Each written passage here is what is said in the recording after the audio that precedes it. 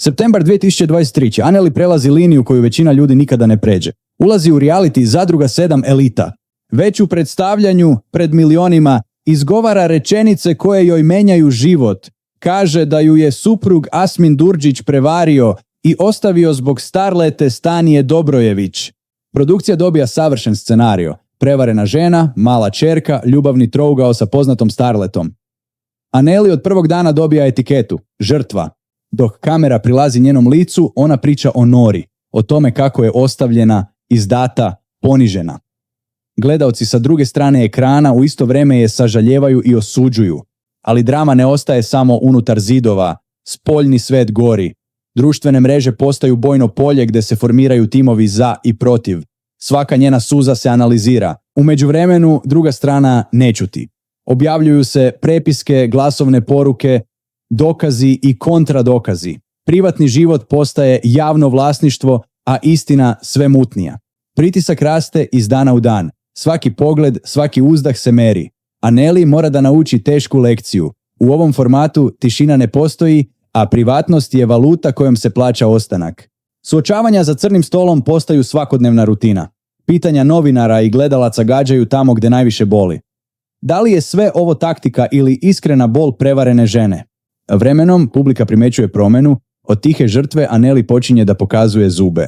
Shvata pravila igre i počinje da ih koristi u svoju korist. Formira se armija fanova koja staje u njenu odbranu. Njena priča rezonuje sa mnogim ženama koje su prošle slično. Bol postaje njena najveća snaga. Ali reality je nemilosrdna mašina. Taman kad se učini da se oluja smirila, produkcija uvodi nove elemente, nove informacije s polja, samo da bi se vatra ponovo rasplamsala. Kroz sve to, motiv ostaje isti. Budućnost za Noru. To je štit koji Anneli koristi protiv svih napada, ali i njena najslabija tačka koju protivnici gađaju. A ko je zapravo Anneli Ahmić? Zvezda koja je uzburkala javnost. Rođena je 11. avgusta u Dubrovniku, gdje je odrasla sa roditeljima, sestrom Sitom i bratom Ajlinom. Svoju popularnost gradila je na TikToku, kroz lajvove i direktnu priču, stekla je 60.000 pratilaca i milijone lajkova. Povezivali su je sa bogatim i uspješnim muškarcima, a Marinko Zovko se pominje kao jedna od njenih velikih ljubavi. Tu je i priča o Asminu Durdžiću i njihovoj ćerki Nori, koja datira pre njenog ulaska u reality. Šokirala je tvrdnjama o prenošenju novca, ali važno je napomenuti, ovo je samo njena lična ispovest. A onda, kada publika već misli da je upoznala Anneli, pojavljuje se on Marko Janjušević Janjuš, bivši košarkaš i jedan od najkontroverznijih učesnika prethodnih sezona. Počinje tiho, razgovori posle emisija, šale u dvorištu, zadirkivanja za stolom. Njihova hemija je očigledna, čak i kada se prave da su samo prijatelji. Za publiku koja prati, priča odjednom skreće. Prevarena supruga sada vara sopstvene emocije, ulazi u novu vezu pod reflektorima i zaboravlja na čoveka koji ju je povredio. Barem tako izgleda izvana. Kulminacija dolazi kada Anneli saopštava da je trudna. Trudnoća u realitiju. Rečenica koja garantuje naslovne strane i beskrajne rasprave. Gledaoci gledaju ženu koja se istovremeno raduje i plače, koja planira budućnost sa čovekom kog je upoznala u Beloj kući, dok joj prošlost i dalje kuca na vrata. Na kraju, o detaljima se malo zna, ali se zna da je odluka njena i da joj se ta tema vraća u svakoj svađi. Veza sa Janjušem postaje ring bez pravila. Ljubomora, uvrede, raskidi, pomirenja, obećanja koja traju do prve sljedeće emisije. Njih dvoje prave haos koji puni sve portale. Na kraju, veza se završava neslavno. On tvrdi da ne može više. Ona plače, optužuje, povlači reči, pa opet napada. To nije samo ljubavni brodolom, to je reality sadržaj sezone. Kako meseci prolaze, Anneli ostaje u vrhu svih lista. U svađama, u anketama, u pričama. Malo je dana u Eliti 7 koji prođu bez njenog imena. Dolazi veliko finale. Posle više od 10 meseci, publika bira pobednika prve sezone Elite. Pored nje, u superfinalu je i Anita Stanojlović. Anita osvaja prvo mesto, Anneli drugo, sa 17,5% glasova publike. Jedan deo gledalaca je uveren da je upravo Anneli trebalo da ponese titulu. Kada izlazi iz Bele kuće, dobija 50.000 evra i status jedne od najprepoznatljivijih učesnica u istoriji formata. Sama kaže da joj je bilo svejedno ko će pobediti, jer su i ona i Anita majke koje su 10 mjeseci trpele pakao pred kamerama. Za mnoge, izlazak iz realitija znači kraj priče. Za Anneli to je bio tek prvi čin. Portali ubrzo počinju da pišu da se vraća u Elitu 8. Najave je opisuju kao jednu od glavnih zvezda nove sezone, ženu koja garantuje gledanost i skandal. Produkcija je svrstava u sam vrh. Uz pobednicu Anitu, ona je lice koje ljudi odmah prepoznaju. Gledaoci znaju šta mogu da očekuju. Suze, svađe, ljubavne preokrete. U međuvremenu obeležava i 35. rođendan. Na žurkama se pojavljuju staro novi reality igrači, a slike sa proslava završavaju u svim medijima. Reality postaje posao, a njen privatni život javna platforma. U novoj sezoni Anneli više nije naivna učesnica.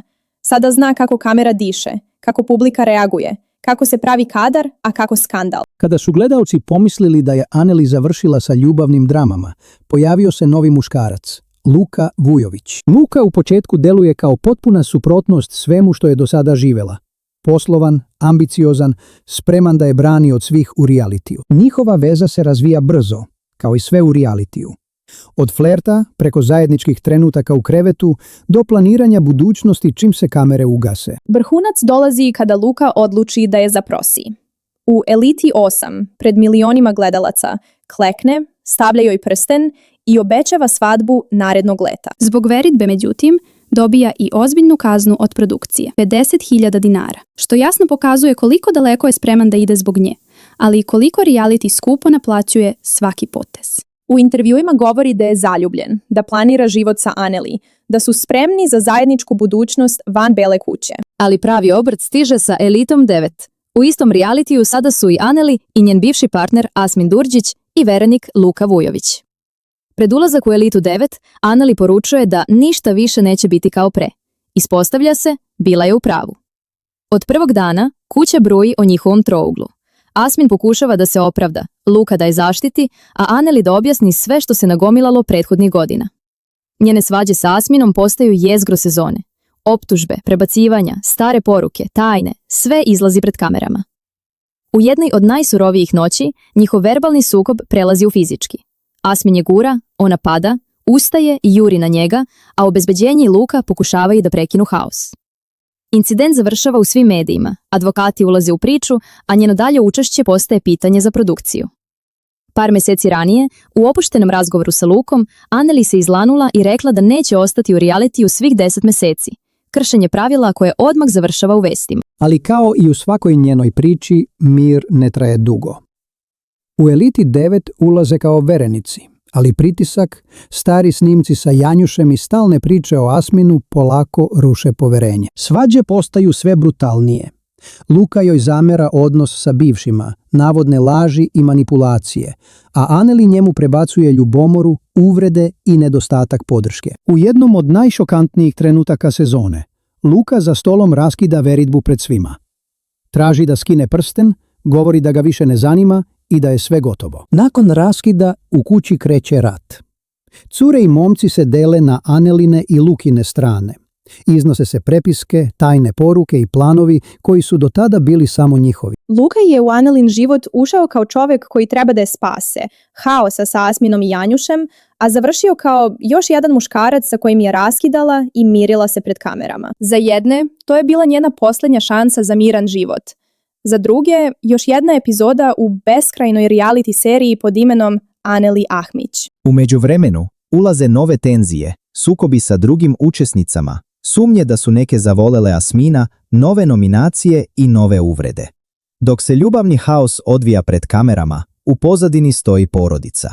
Njena sestra Sita i sin Nerio završavaju u medijima zbog sukoba i potencijalne zabrane prilaska, pri čemu se pominje i moguć ulazak Site u reality. Za jedne, ona je simbol žrtve, žena koju muževi i partneri iskorišćavaju, ostavljaju i izmišljaju priče o njoj. Za druge, ona je igrač koji svesno koristi skandal da bi ostao u fokusu. Anneli Ahmić ušla je u reality kao prevarena žena iz Dubrovnika, a izašla kao jedno od najpoznatijih imena reality scene na Balkanu. Za skoro 3 godine, njen život se pretvorio u seriju sezona. Elita 7, Elita 8, Elita 9. Ljubavne veze, trudnoća, raskidi, porodične drame, sudski sporovi. Pitanje koje ostaje je jednostavno, a brutalno. Gde se završava show, a počinje stvarni život? Da li je Anneli samo žrtva sistema koji jede sopstvene junake, ili je igrač koji najbolje koristi pravila igre? Možda odgovor zavisi od toga kako je ti vidiš, kao majku koja je pristala na torturu da obezbedi budućnost svom detetu, ili kao nekoga ko je shvatio da je skandal najskuplja valuta današnjice. Ako si odgledala do kraja, definitivno te zanima Annelina priča. Zato ostavi like na ovaj video i zaprati kanal da ne propustiš sljedeće dokumentarce. Napiši u komentarima da li je Anneli žrtva ili igrač realitija i koga sljedećeg želiš da obradimo, Janjuša, Asmina ili nekog trećeg. Ako hoćeš da podržiš ovo što radimo, podijeli video sa nekim ko prati Elitu. Tebi je jedan klik, a nama znači ceo serijal. Jedno je sigurno, dok god se kamere pale, ime Anneli Ahmić neće tako lako nestati iz naših ekrana.